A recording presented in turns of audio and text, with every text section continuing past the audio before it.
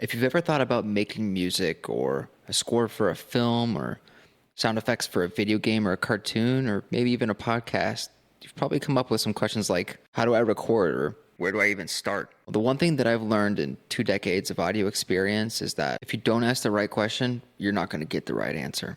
If you don't know that you don't know, how do you know to ask about it? I'm putting together this series in order to help give you a foundation, something to base your questions off of. I'm assuming you don't know a thing about audio, so we're starting from the ground up. Hello everyone, and welcome to Wave Spot. My name is Austin Knaus, and I've spent the last 20 years working with audio. My journey began as a radio station engineer at the age of 17, and that evolved into electronic music production and live performance, where I toured as a DJ, playing music festivals such as Dance Festopia and Backwoods Music Festival. After 2020, I ended up shifting gears and started working as a technology specialist for Shure microphones, along with a few other major audio brands. Now, here in 2024, I fly all over the US, commissioning C-suite conference rooms for some of the top-ranked Fortune 500 companies, and I didn't even finish high school. My goal with this channel is to share all the fundamentals I've learned along the way in order to give you a fast track to the understanding of the world of sound. So, let's dive in. Today we're going to talk about computers and their role in the recording industry. But before we get into the stats of what you would want to look for in a computer for audio work, we need to cover some history first. It all started in the 1870s, whenever a phonograph was placed in front of a person in order to record them. They only had one take to make a good recording, no ability to edit, overdub, or record multiple tracks. They only had one chance. The phonograph was connected to a cutting head, which etched the audio directly into a wax cylinder. In the early 1900s, the wax cylinder was replaced with a shellac disc. But just like the wax cylinder, you can only have one take. If you messed up your recording, it means messing up a whole shellac disc. In the early 1930s, magnetic tape recording had just been invented in Germany. A few years later, this would become the standard medium of recording in professional audio environments and recording studios. In the 1940s, the industry moved away from shellac discs, which were brittle and prone to cracking, and introduced the vinyl record, which had a wider frequency range, longer play times, and a higher fidelity. Throughout the 50s and 60s, tape and vinyl coexisted as complementary technologies in the recording industry, though magnetic tape had a higher fidelity recording, which wasn't quite possible on vinyl. In 1958, Electric and Musical Industries, otherwise known as EMI, installed the EMI Red 17 mixing console in Abbey Road studio. In 1969, the Beatles had recorded their Abbey Road album at Abbey Road studio, and it was mixed on the EMI TG12345 mixing console. It was also recorded onto an 8-channel reel-to-reel tape machine. By the 70s, compact cassette tapes were popularized for their portable listening capabilities. And for the first time in the music world, listeners were able to take their music wherever they went.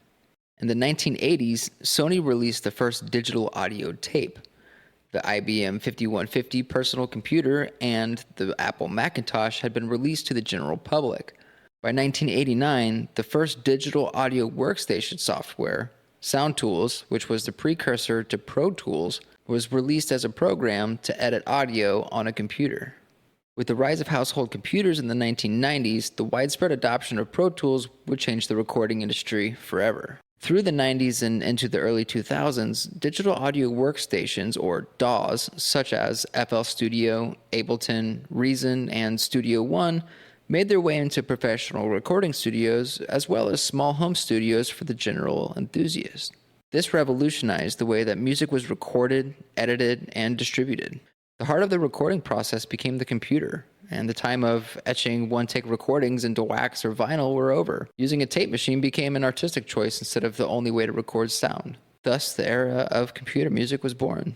Now that we know some history about how recording started and how it evolved, let's take a deeper look into the parts of the computer that are important to recording audio. First and foremost, let's look at the CPU. The CPU, or Central Processing Unit, is the brain of the computer. The CPU can contain multiple cores, and the more cores you have, the more things you can do at once. This also directly relates to the amount of tracks you can record at any given time. The two most important stats to pay attention to when shopping for a CPU is the clock speed and the core count. Clock speed is measured in gigahertz, and this is how fast the CPU can process the information you're giving it. The core count is how many cores the CPU contains. The faster the clock speed, the faster you can think about things. The more cores you have, the more things you can think about. A good clock speed to look for is 3 gigahertz. Most often when dealing with cores, we'll see 4 core, 6 core, or 8 core. Next, we'll talk about RAM, or random access memory.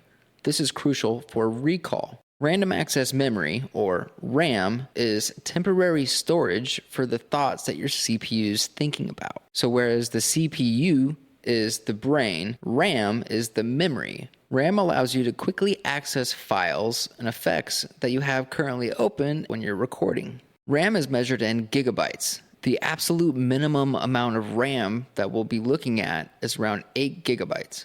Some studios that are recording full orchestral productions are running around 256 gigs of RAM.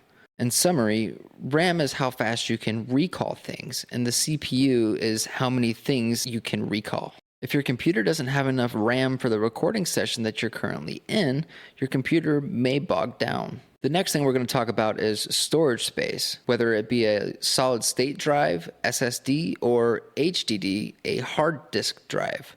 Storage is really important when it comes to audio work. For example, 1 hour of studio quality audio is around 1 gigabyte of storage. The digital audio workstation Ableton Live is around 71 gigabytes of storage just by itself. Some companies, such as Native Instruments, make instruments and software effects with their complete ultimate package being 850 gigabytes of storage. Often, we'll find computer storage starts at 512 gigabytes and comes in 2 different versions, SSD and HDD. SSD, or solid-state drives, are a lot faster and more efficient at loading programs, starting applications, or accessing data. HDD, or hard disk drive, though is slower because of the mechanical parts, is more affordable and still a good form of long-term storage. Most often we'll use SSD as our primary storage as it's faster, and HDD as our secondary storage or an external hard disk drive for our long-term storage to hold on to things that we don't need right away. So, to sum it all together, the CPU is the central processing unit. The more cores you have, the more things you can think about at once. The faster the clock speed, or the higher the gigahertz, the faster we can think about things.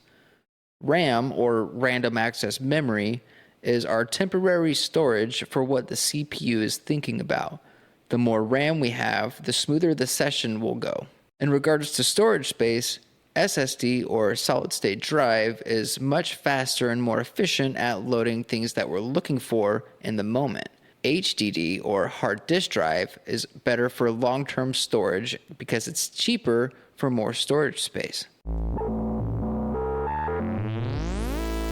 If you want to read more or want some more specific numbers when it comes to computer stats, head over to wavespot.com. I have all of the illustrations as well as everything that we've covered today written out in a blog post.